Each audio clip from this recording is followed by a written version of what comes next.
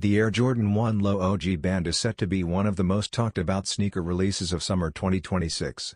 This pair continues the legendary black and red story that has defined Jordan Brand for decades, but adds a fresh twist that makes it stand out.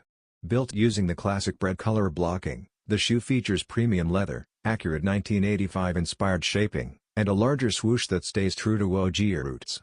What truly separates this release is the bold red X on the heel, a detail that has never appeared on an OG low before and instantly connects this pair to Jordan Brand history.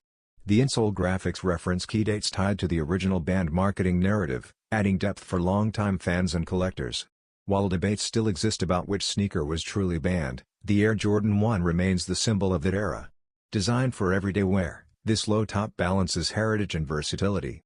The Air Jordan 1 Low OG Band releases on May 16, 2026 for $145 in full family sizing through Jordan Brand retailers and Nike.